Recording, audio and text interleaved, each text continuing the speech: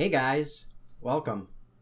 I want to start by saying that I know I owe you a couple of videos, and I'm gonna get those out. But I really have to deal with things in order of priority, and pretty much when I get a chance to work on them. And with that said, I know I owe you a conclusion video on the Acro Bee. I'll have that out as soon as I can. That's probably going to be my next ones after this, so please look for that. And I know I also owe you a video on the details of the baby alien. I'm not going to be having a build video on this little bugger, just because when all the parts came in, this thing is so awesome, I couldn't help myself, and I literally had to put it together immediately. And I didn't have the time frame to be able to record it. But I'm going to get into all the bits and pieces on this and why it's special, and there is going to be a video coming out on this one in the future. So again, please look for this one down the road as well. Anyway, with that said, the reason we're here today is this guy is going to be getting some upgrades. This is the quad that I flew when I was at the ice races this past weekend, and if you haven't seen those videos, I really suggest you check them out. I'm going to have a link in the description to them. One of the best flying days I could have ever asked for. When I originally put this quad together, everything came out of the junk drawer because I was unsure of the environment and I really didn't know what I was going to be getting into as a pilot, even though I have raced those events in the past. Some of you may not know this, but I am retired from motocross, and that has been a huge part of my life. Not until I got into mini quads have I had something that was really able to fill that void, and that's why I love this sport hobby so much. The community is very similar, and there's just so many wonderful people involved, and this is something that I really need, and that's why I'm so passionate about these quads, because it really helps make up that lack of what I'm missing from the motocross community. But anyway, this quad is getting some upgrades. It currently has an SP Racing F3 flight controller in it, which is a great flight controller. About almost 2 years ago, this was pretty much one of the best go-to flight controllers on the market. They fly awesome, and it still flies awesome. It can run the latest version of Betaflight, but it's lacking some features. One of those features, which is a huge thing to me, is an OSD. I really don't want to fly without an OSD anymore, and this board doesn't have it built in. That's not something that existed back then. This is kind of when everything was a la carte, so you'd need a flight controller and a PDB and a separate board for your OSD. So this currently has the micro minimum OSD in it, and when I flashed it to install it in this quad, I kind of messed up, and I used the GUI to flash it instead of using Arduino. And because of that, I was unable to define whether or not it was an NTSC or PAL camera. And because of that, it is on auto select, and the output of the OSD is not correct. The font isn't right, and it displays funny characters, and it's driving me crazy, and it doesn't look right, and I can't use it. I mean, I can use it, but I would really like to not have to use it. Also, because it's an older flight controller, as I mentioned earlier, this has a separate PDB in it.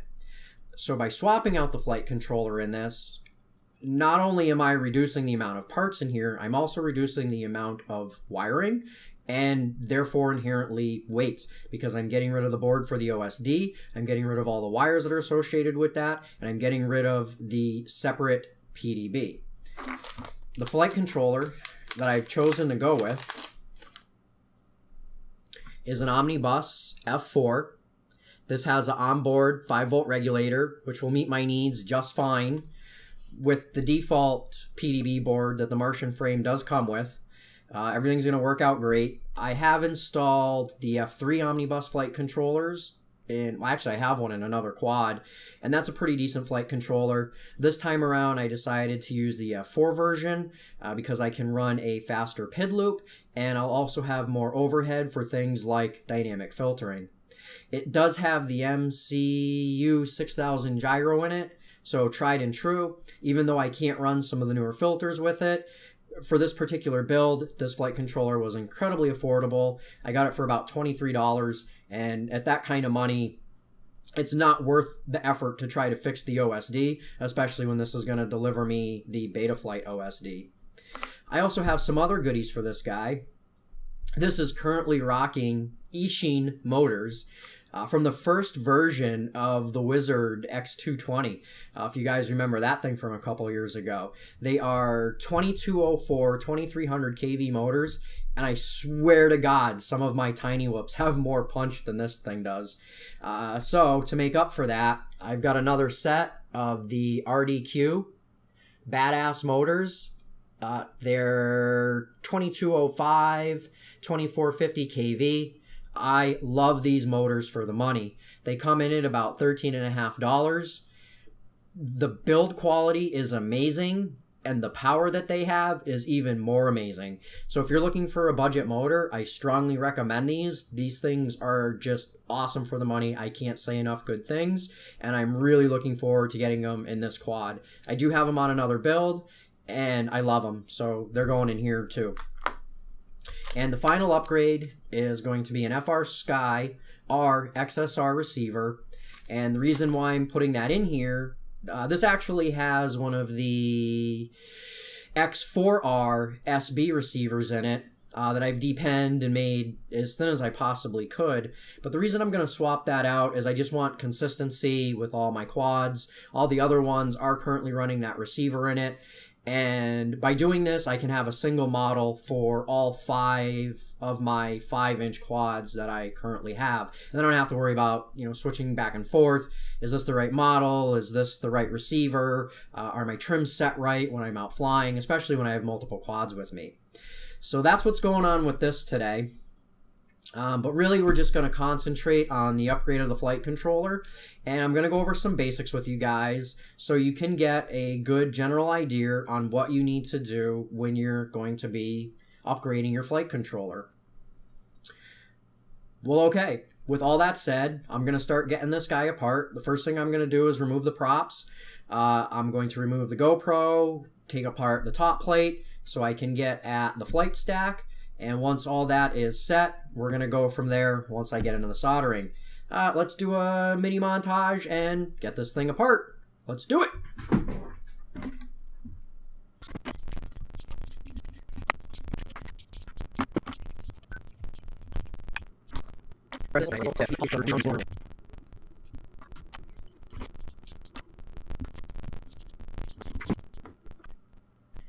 Okay, this is totally stripped down. And now I'm ready to start really working on it.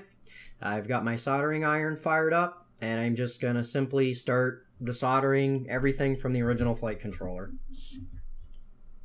Clean your tip and put a little fresh solder on it before you start. It'll definitely help make things easier for you. But now I'm just going to start removing everything, just one item at a time, until I get this flight controller freed up. Some things I am going to need to save, like I want to reuse my buzzer, I want to reuse the leads for the camera, and probably a few other wires that are in here as well I'll end up reusing. But for now, I know I can definitely completely remove all the signal wires going to the ESCs. Those are easy enough to figure out, even if they are completely removed, and I'll show you how to do that once we get to that portion of this installation.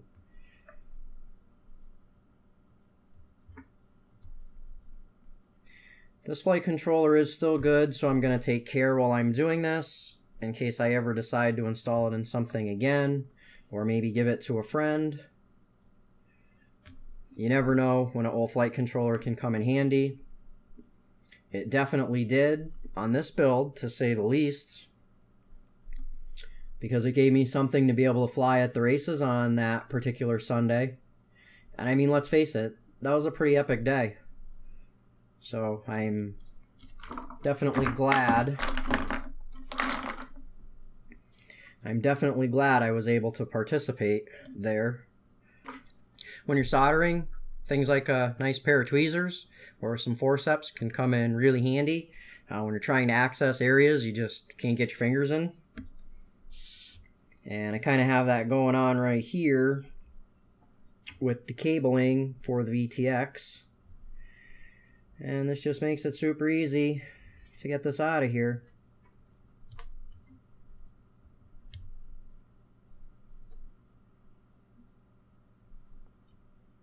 When I do have all this out, I'm going to show you the comparison of what exactly is being removed versus what is actually going in here, just so you guys can see the difference in size.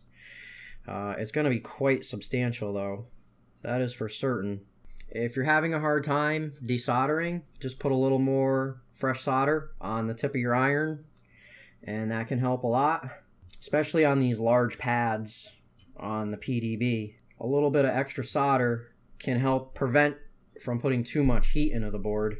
Alright, I think I'm ready to get the PDB out now. Looks like just about everything's situated here. I like using these gummy rubberized standoffs, even if the flight controller doesn't come with it. Even if you're using the MCU 6000 gyro, a little bit of extra rubber in there doesn't hurt. Okay, so it's lifted out. Just to make the comparison a little bit more fair, I'm going to remove the cable for the camera. And wait till you see the difference in what's coming out of here versus what's going in. Okay, here's everything I just removed. The Maytech PDB that I had in here, SP Racing, F3 flight controller, the OSD, and all this extra cabling for the OSD, so we can send data to it. Oh, I dropped it. We can send data to the OSD. We have its power. We have its video input. And look at this. This flight controller needs 2 sets of power leads. One is VBAT, so you can get your actual battery voltage inside of the OSD. But the other one is 5-volt regulated to be able to power the chip on this. Why do we need all this? We definitely don't anymore. And just the weight savings and performance is enough to justify this particular upgrade. So I'm going to save these parts because they're still good and they work. Someday they could get me out of a jam, but for now I can do a lot better than this. You know, side by side, look at, would you rather have this or would you rather have this? I think the answer is simple. When you buy a lot of flight controllers, they don't come with any documentation. In many cases, it's a circuit board, and in this case, it's a circuit board and an anti-static bag. This doesn't tell you a heck of a lot what's going on. And there's a few different ways how you can figure out how to wire up your flight controller. And I think this is exactly why we're here today. I'm going to try to show you the backside of this board, and I don't know if you'll be able to see it on camera or not. But I don't know if you can see on the silk screen. Maybe if I help block it a little bit. It's labeled. All the pins are labeled on this particular flight controller. Some controllers they're not, but on this one they are. The negative to this is there's absolutely no labeling on the top side. So when I install this board and I poke my wires up through the bottom, how in the heck am I supposed to know what's going to go to what? Because I'm not going to be able to flip-flop this around in order to read the silk screen on the bottom. But I got to get everything connected, right? Well, how are we going to do this? I'm going to show you a real easy way to find documentation on your flight controller, provided you know what it is. But I would imagine if you guys bought a flight controller and you picked it out, I mean, look, even on this one, it says it right on the bag. So hopefully you can at least get past that hurdle. The way I go about finding the configuration and pin layout for a flight controller is I literally go to Google Images and just simply type in whatever that flight controller is. I've already gone ahead and done this here, and as you can see, I've literally found the exact board that I'm looking for. In this case, I know enough of what's going on as to where I don't need to go any further with this. On this particular omnibus, the only thing out of the ordinary that I need to worry about is setting this particular jumper for S-Bus or PPM. Yeah, like we're going to use PPM. So I just need to solder that together. And there is another funny thing over here. Where the heck is it? It's called a RAM pin. And that is to send power up here to your camera and your VTX. But we'll talk about that a little more as we get into that, and that's something that's very specific to this particular flight controller. So we don't really need to worry about it too much because I'm sure yours is going to vary. I really just want to cover the basics here so you guys have a general understanding of how you would go about installing the flight controller. And there's a few things on all of these that are going to be very consistent. For example, we have our pins for our buzzer. On the omnibus, right here, we have the VBAT in. And this is where you're actually going to power the board. We've got some RX and TX inputs. We have ground. We have our 5-volt and 3-volt outputs. The TX and RX1, if you're doing any additional accessories, maybe telemetry from your receiver, that type of thing, you could maybe potentially hook up there.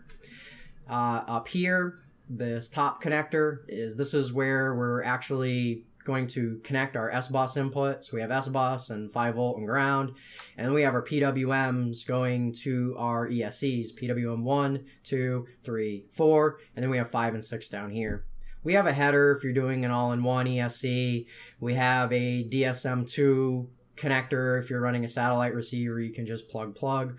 I personally like to solder things directly to the board because I feel it's a much cleaner install. But anyway, this is literally what I found here in Google. Well, what if this isn't enough information for you and you need a little bit more? You don't quite understand this. Well, when you find these images, if you click on this visit, this button is gonna take you to the web page that this image came from. And I have it up right here. Oh, look at this. Now we're starting to get some details here. That's pretty cool, right? So now we're able to start figuring out what's going on. Look at Omnibus, F4V3 pinout. We have details on the S-bus, PPM, DSM inputs on here. That's very helpful. As we go even further, we've got stuff from other web pages. I don't want notifications. But right here, right on Race Day Quads, they provide us with a pin map. And they also have videos on the installation for this particular flight controller. And look at this. Here's something from JC. Man, I miss him. He was such a good guy. Such a loss for the community. But anyway, look at right here on Race Day Quads. Here's everything for this flight controller. If I go even further, there's stuff listed on Dropbox for this flight controller. So again, here I have my pinout. Another Dropbox document. Here's the manual for this thing on updating firmware and all the ins and outs on the Omnibus F4 V3. So this is pretty awesome, right? Yes, we just scroll through and we can literally figure out what's going on. It tells us how to install drivers and all kinds of things. So this is a good way to get started with your flight controller if you're not really 100% positive as to the way it's set up and what's going on with it. Now that I have this diagram in front of me, it's going to be much easier for me to be able to tin these pads so I can start, doing my install. And just to be on the safe side, I'm just going to compare my labels on this particular controller with what I have on the web. I don't really want to mess this up. I don't want to short anything out. So, it's a good idea to verify what you have in your hand is actually what you're looking at on the internet. A lot of these flight controllers can have small variations, and you could get into trouble if you don't pick the right controller. You could hook power up to the wrong pin and burn out the controller. So I'm just going to take a minute now, and I'm going to verify that I have exactly what I'm looking at here, and I'm going to simply move forward from there. So just give me 1 second, and we're going to get into some soldering. Alrighty, I've done my pregame. I've verified everything that I need to versus the diagram. Everything looks pretty good to me right now. So I am going to start tinning my pads. And I'm only going to tin the pads that I need because there's no sense in tinning every pad on here, especially if it's not getting connected to anything. I mean, why would you do that? Always make sure your tip's clean. And, I'm just going to get to tinning these, and I'm going to do the ones they need. I'm going to do all the prep on here. And I don't know, I'll start talking again in a couple more minutes.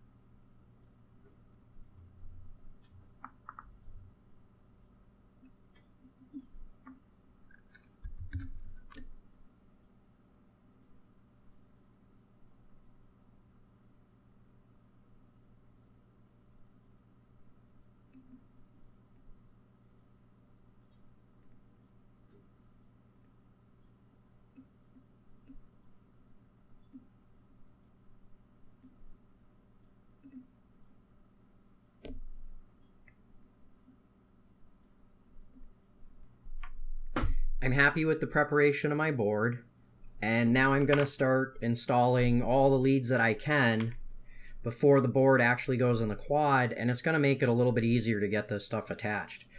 I'm going to do my camera, my VTX, my buzzer, and also the cable for my receiver. And I'm going to solder those up right now.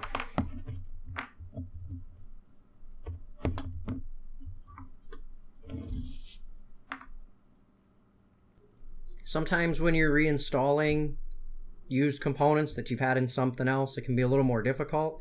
Just take your time and try to be precise with what you're doing, and definitely don't leave the soldering iron on any part of the board for too long.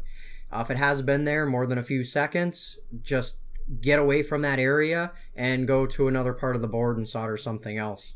You don't want to put too much heat into the board because you can damage components, you can lift the solder pads, and that's just a bad time, and that's not what we're after here. I'm having a little bit of trouble with the buzzer, and that's why I mentioned this. There's nothing wrong with it. It's just this lead is a little separated, and I'm having a hard time getting it into the hole. Worst case scenario, if I have to, I can just replace the wire. But I thought that's worth mentioning. Just be very careful that you're not putting too much heat into the board itself. There. Oh, I missed it. I had it and I missed it. Oh, that was practice. We'll get it in there again.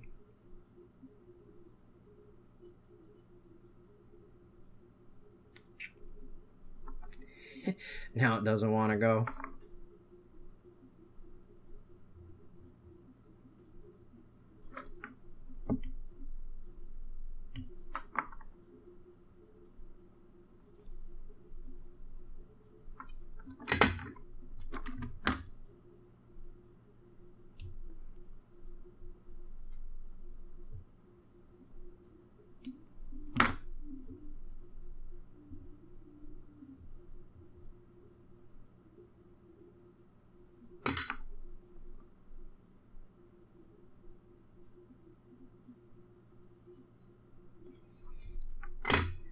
Hallelujah. We've installed the buzzer. Everything is now soldered off the quad that I can possibly solder off the quad, and that'll help make it a little easier to get all these little bits and doodads connected. But there's some things that I just don't want to remove, like I don't want to remove the ESCs, and what am I going to do about my VBAT? I need to be able to connect that somehow as well. I'm just going to have to deal with the way they're connected on here right now, but that's fine. I usually leave myself a little extra slack that I can go back and tuck underneath the flight controller after. When everything's done, it'll be nice, neat, and clean, but that'll make it a little easier to get all this connected. I will usually try to start by connecting my longer wires. That kind of makes it a little bit easier for you. And I think the ones that I am going to start with are going to be my VBAT, because it is very important to make sure that those get connected to the right pins on this flight controller. If these aren't connected in the right spot, it will ruin this controller. Now here's probably the most difficult part of this whole install, and that's going to be what ESC gets connected to what input on the flight controller. And they just simply go by motor number. If you're unsure of the motor number, if you do a Google image search for Betaflight motors, you will get the graph that'll show you exactly what motors are what. This is motor 1, this is motor 2, this is motor 3, and this one here is motor 4. And so we're just going to connect those to the corresponding pins. So motor number 1 is going to go to PWM output number 1 on your flight controller. It's as simple as that. If you see here on these ESCs, the white wire is signal, but there's also a black wire for ground, and they're twisted together. This is set up like this, well, on purpose. These two wires, they have a reason for being configured the way that they are. And when you twist two wires together like this, you actually help cancel out noise or interference from other things.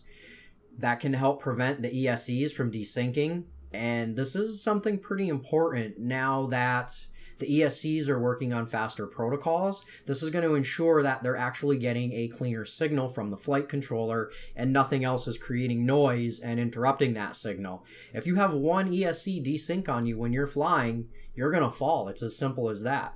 If your ESCs have a ground pad on them, I highly recommend using the additional wire along with the signal. Well, where do you connect that? You want to connect it as close to the connection on the board as you possibly can. On this particular board, each one of the outputs has a 5 volt, a ground, and the signal for the ESC itself. So I can connect them right up real nice and close, and that's nice. If you can't do that, just find the closest ground pad, and you can even connect all 4 of those grounds to that one particular pad. These boards, they have rails on them. So ground is all ground, 5 volts is all 5 volts, VBAT is all VBAT, 3.3 is all 3.3. It doesn't matter where you're accessing it. If it's there, you can use it wherever it's convenient. So again, I recommend using the ground wire along with the ESC signal. That could help prevent a failure in the future. And I mean, let's face it, it takes only a few extra minutes to connect these wires. Don't be lazy about stuff. You know, do something lazy now and regret it later, or put a little extra effort into it and have something nice that's going to last you a long period of time. And that's always my attitude on anything. Okay, well, I'm going to connect these wires to the corresponding outputs on the flight controller. Let's get that done.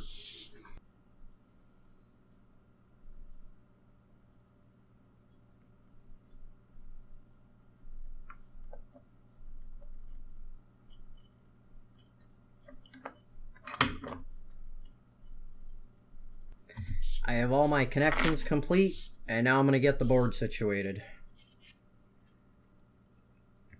Most flight controllers are going to have an arrow on them pointing to the front. You don't necessarily need to point it in that direction if it's not convenient for you to install it that way, but you do have to rotate the board in beta flight to show that change. If you don't, your copter will flip out and you're going to have a bad time. You're going to have a bad time. In this case, though, orientating it front forward is no problem for me. I just need to figure out how I'm going to deal with my wires, and I can just get the controller right in here. I'm going to do that right now. Okay, there it is. It's situated in there. As you can see, I have all my wires tucked under the flight controller, nice and neat. Everything looks pretty good. And this is ready to throw in the receiver, bind it to my transmitter. I still need to upgrade the motors. I need to go through and figure the configuration in beta flight. I already kind of got a jump on that when I first got the board. I wanted to test it, plug it into the computer, make sure everything was going to work before I did actually put solder on it, because then, you know, you get the old attitude, well, you put solder on it, so you must have ruined it. Well, you know, let's face it, when you ship something in nothing more than an anti-static bag and put it in a paper envelope, and the mailman leaves it out in the rain for, I don't know, about 6 or 7 hours while you're at work, that's not doing you any favors. So it's always good to kind of just, you know, pre-game the flight controller and give it a test before you get any solder in it. So I did update beta flight on it. I did do some of my general configuration, but I still have to check the receivers tab, make sure that that's working once the receiver's bound. And there's a few more things to button up in here. But I'm not going to get into any of that today. I just wanted to do a general guide on how I would tackle swapping out a flight controller.